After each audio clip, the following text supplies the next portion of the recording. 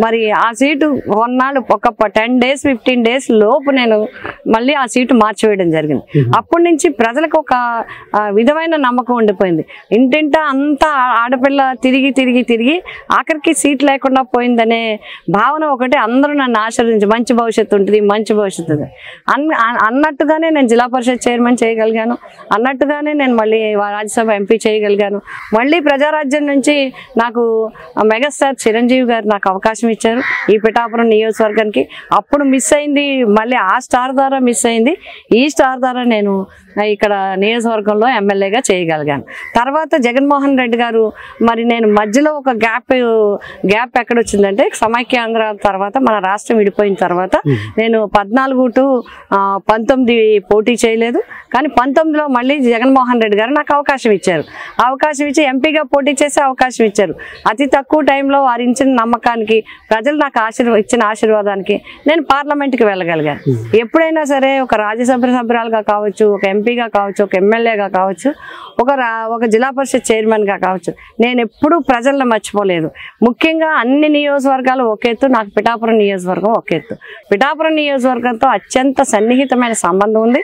ప్రజలు నన్ను ఒక ఆడబొడుచుగా భావిస్తారు, ఒక ఇంటి బిడ్డగా భావిస్తారు. నన్ను ఆ వాళ్లతో ఉన్న అనుబంధం అంతేకాదు, కులాలకి మతాలకి అతీతంగా నన్ను అభిమానిస్తారు. ప్రతి ఒక్క ఏ కులమైనా కాపులు ఎంతగా కాపు ఆడబోడ్చని ఓన్ చేసుకుంటారో ఎస్సీస్ అదే విధంగా ఓన్ చేసుకుంటారు, బీసీస్ అదే విధంగా అదర్ క్యాస్ట్లు అన్నీ కూడా నన్ను మా అమ్మాయి, మా ఇంటి మనిషి, మా మనిషి, మేము పిలిస్తే పలుకుతుంది వంగా గీత, మా నేత అని చెప్పి అందరూ కూడా చెప్పడం జరుగుతుంది. కాబట్టి నా గెలుపు, నా వైఎస్ఆర్సీపీ గెలుపు తథ్యం అనేది మాకు సంపూర్ణ విశ్వాసం ఉంది. కాబట్టి ప్రత్యర్థి గురించి దానికి భయపడాల్సింది లేకపోతే వేరేగా ఆలోచించాల్సినంత విధంగా నాకు అనిపించలేదు. అలాంటి ఫీలింగ్ ఏం రాలేదు. ఎందుకంటే 175 నియోజకవర్గాల్లో 175 మంది 175 మీద పోటీకి ఉంటారు. మేడం, ఇప్పుడు ప్రజారాజ్యంలో కూడా ఒకప్పుడు పనిచేశారన్నారు కదండి. అప్పట్లో చిరంజీవి గారు ఆశీర్వదించారు మిమ్మల్ని, అంటే పోటీ చేయించారు, కానీ అప్పుడు గెలవలేపారు. మేడం గెలివేశాను. గెలిచారు మీరు 18 మందిలో నేను మీరు ఒకరు గెలిచారు. సో అప్పట్లోని పవన్ కళ్యాణ్ గారు కూడా యువరాజ్యం అనే దానికి ఒక అధినేతగా ఉన్నారు. అంటే అక్కడ నాయకుడిగా ఉండేవారు. ప్రజారాజ్యం అభ్యర్థుల విజయానికి చాలా కృషి చేశారు కదండి. ఆ విధంగా ఆయనతో ఏమైనా సంబంధం? తప్పకుండా యువనేతగా అందరూ వచ్చేవారు, కలిసేవారు అందరితో. అప్పుడు యువనేతగా ఆ పార్టీ తరఫున ఆయన ఆ పార్టీలో వర్క్ చేస్తున్నాం, మేము ఆ పార్టీలో వర్క్ చేస్తున్నాం మహిళా నేతలుగా, అట్లాగే ఎమ్మెల్యేగా మేము పనిచేసా ఉన్నది. బట్ ఇప్పుడు రాజకీయ పరిస్థితులు రాను అన్ని రకాలుగా మార్పులు వచ్చాయి. ఆయన మళ్ళీ కొత్త పార్టీ వచ్చారు, కొత్త పార్టీ పెట్టుకున్నారు, పార్టీ అధినేతగా ఉన్నారు. నో డౌట్ ఆయన సెలబ్రిటీ ఆయనకు ఉండే ఆకర్షణ ఆయనకు ఉంటుంది. ఆయనది ఆకర్షణ కావచ్చు, లేకపోతే సెలబ్రిటీ ఇమేజ్ కావచ్చు. బట్ నాకు తెలుసు, నేను కూడా 2 దశాబ్దాల పైనుంచి రాజకీయ జీవితంలో ఉన్నాను. నేను చాలా యంగ్ అప్పటి నుంచి రాజకీయ జీవితంలో రాజకీయంలో వచ్చాం. నేను సెలబ్రిటీ అని చెప్పలేను, కానీ నాది వర్క్ హాలిక్ నేను. కాబట్టి తప్పకుండా ఎవరైనా సరే వంగాగీత గారు పని చెప్తే అవుతుంది, వంగాగీత గారు పని చెప్తే శ్రద్ధగా చేసి పెడతారు. వంగాగీత గారు అయితే మాకు ధైర్యంగా ఉంటుంది, మా మాట వింటారు, మా పని చేస్తారే విశ్వాసం ప్రజలకు ఉండడం నా అదృష్టంగా భావిస్తున్నాను. మేడం, ఇందాక మాట్లాడుతూ ఒక మాట అన్నారు, అప్పట్లో ఎన్టీ రామారావు గారు సీట్ ఇచ్చారు, తర్వాత అనుకోని కారణాల వలన మార్చేశారు. ఏంటి మేడం ఆ కథ ఏంటి? అంటే అప్పుడు నేను ఇంకా చాలా యంగ్. అప్పుడు ఫస్ట్ టైం ఆయన ఆడపిల్లలకి సీట్ ఇవ్వడానికి పిలిచిన. ఇప్పుడు అంత అవేర్నెస్ కూడా లేదు, అయినా కూడా నాకు పిఠాపురం అసెంబ్లీ సీటు నాకు ఇవ్వటం జరిగింది.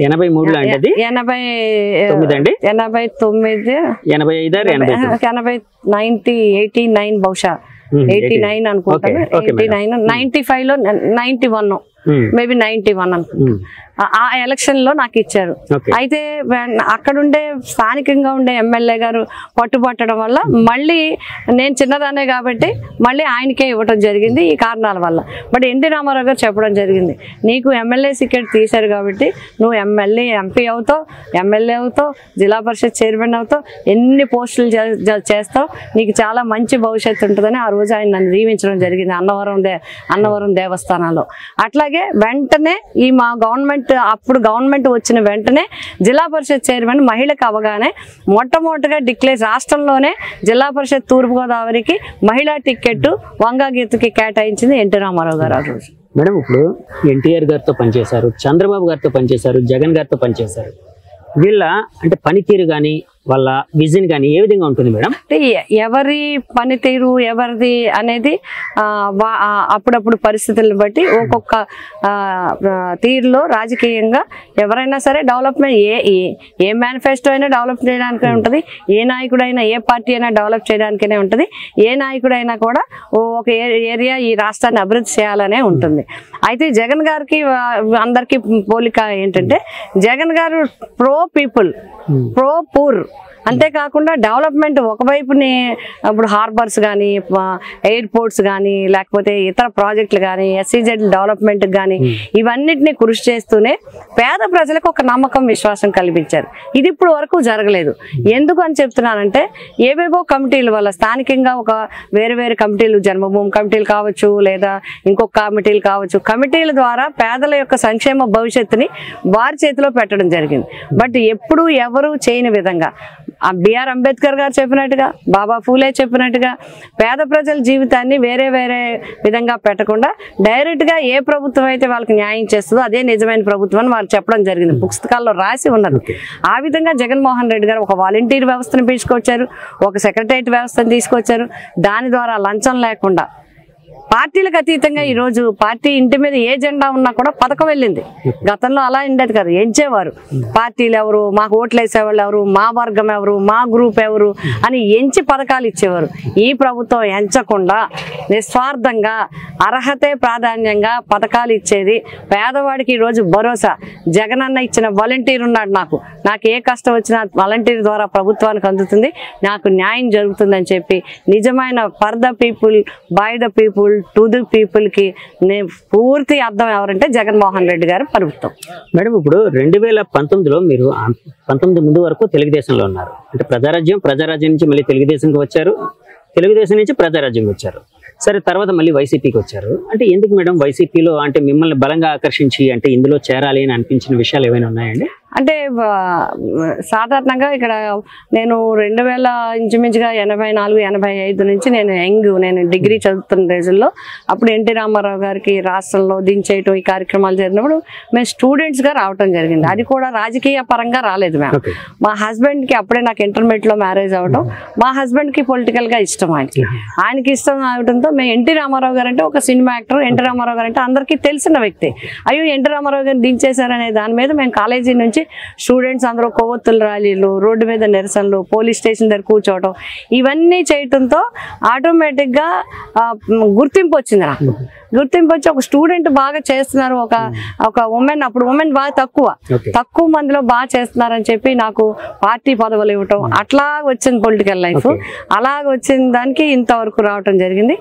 తర్వాత 2008లో మళ్ళీ చిరంజీవి గారు పార్టీ పెట్టడం, మా జిల్లాలో ఉండే నాయకులు, మా వెస్ట్ గోదావరి, ఈస్ట్ గోదావరి, విశాఖపట్నం ఈ అందరు నాయకులు సమైక్యంగా మాట్లాడి ఒకరికి వెళ్దామని ఉన్నా లేకపోయినా అందరం కలిసికట్టుగా వెళ్ళాలని ఒక నిర్ణయం తీసుకోవడం, చిరంజీవి గారికి మద్దతు ఇవ్వాలని స్థానికంగా అందరూ చెప్పడం. కాబట్టి స్థానిక పరిస్థితులను బట్టి మేము కూడా అందులో జాయిన్ అవ్వడం జరిగింది. బట్ వారి అదృష్టం చిరంజీవి గారు అప్పుడు నాకు సీట్ ఇవ్వడం జరిగింది, అది కూడా పిఠాపురం ఇవ్వడం జరిగింది. పిఠాపురం ఇచ్చిన తర్వాత నెగ్గిన 18 మందిలో పిఠాపురం ప్రజలు నన్ను గౌరవించి నన్ను కూడా ప్రజారాజ్యం తరఫున నన్ను నెగ్గించారు. తర్వాత నెగ్గించిన తర్వాత మనకి 2009లో నెగ్గిన తర్వాత 12 వరకు మేము ప్రజారాజ్యంలో కొనసాగాం. 12 తర్వాత మళ్ళీ కాంగ్రెస్లోకి కలిసిపోవడం జరిగింది.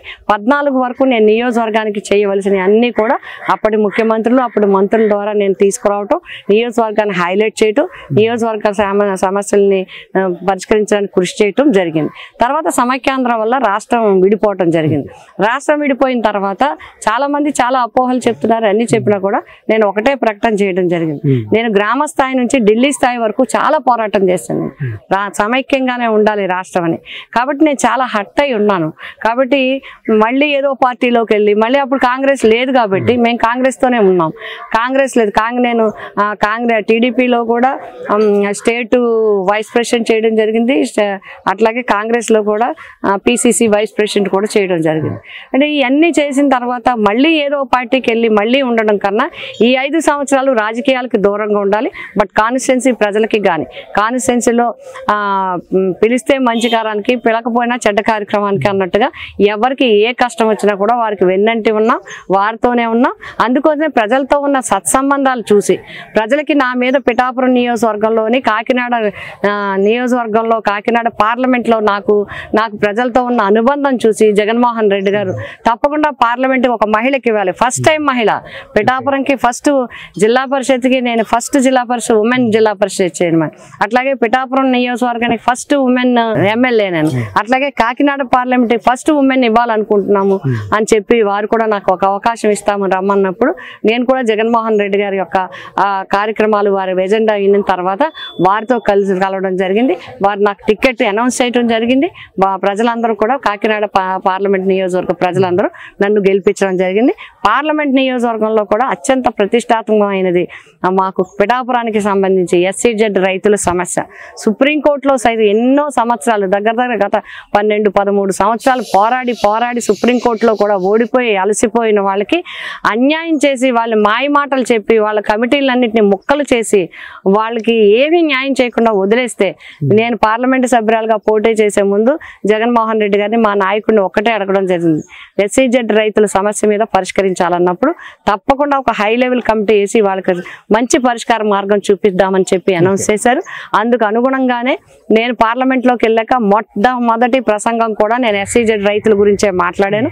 మరి ముఖ్యమంత్రి గారు కూడా మా Kurasala Kannababu X agriculture minister గారి ఆధ్వర్యంలో ఒక కమిటీ వేసి ఆ కమిటీ ద్వారా సుప్రీంకోర్టులో ఓడిపోయినప్పటికీ కూడా రైతులందరికీ 2000 ఎకరాలు వెనక్కిచ్చి 6 గ్రామాలని వాళ్ళకి తిరిగి ఇచ్చే విధంగా మంచి తీర్పు ఇచ్చారు ముఖ్యమంత్రి గారు. 6 గ్రామాల ప్రజల జీవితాలకి వెలుగునిచ్చారు ముఖ్యమంత్రి జగన్మోహన్ రెడ్డి గారు. ఆ విధంగా ఒక మంచి విజయాన్ని మేము సాధించగలిగాం. కాబట్టి ఆ రోజు పార్లమెంటు సభ్యురాలుగా ఎన్నో అభివృద్ధి కార్యక్రమాలు చేయగలిగాం. మళ్ళీ ఇప్పుడు పిఠాపురం నియోజకవర్గ ప్రజలతో నాకున్న అనుబంధాన్ని మరి గుర్తించి ఎమ్మెల్యే మన ముఖ్యమంత్రి గారు ఒక మహిళకి మళ్ళీ అవకాశం ఇవ్వాలని నాకు ఈ పిఠాపురం నియోజకవర్గం నిజంగా నా పూర్వజన్మ సుకృతం, నా అదృష్టంగా నేను భావిస్తున్నాను. మేడం, పిఠాపురం అనగానే అంటే ఈస్ట్ గోదావరి అనగానే కాపు ఓట్లు అనేవి కీలకం. ఏ అభ్యర్థి గెలవాలన్నా అందరూ ఒక అభ్యర్థి గెలవాలంటే అందరూ ఓటేయాల్సిందే, కానీ కాపు ఓట్లు కీలకం. సో ఇప్పుడు ఆపరేషన్ లేకుండానే మోకాళ్లకు ప్లాస్మా ట్రీట్మెంట్, మీ ఆర్థోపెడిక్ సమస్యలన్నిటికీ రోబోటిక్ టెక్నాలజీ ద్వారా తక్కువ ఖర్చుతో శాశ్వత పరిష్కారం, ఫ్రీ కన్సల్టేషన్, ప్రతి ట్రీట్మెంట్ పై 20% డిస్కౌంట్. ఈ ఆఫర్ కొద్ది రోజులు మాత్రమే, త్వరపడండి. V9 hospitals 9281465842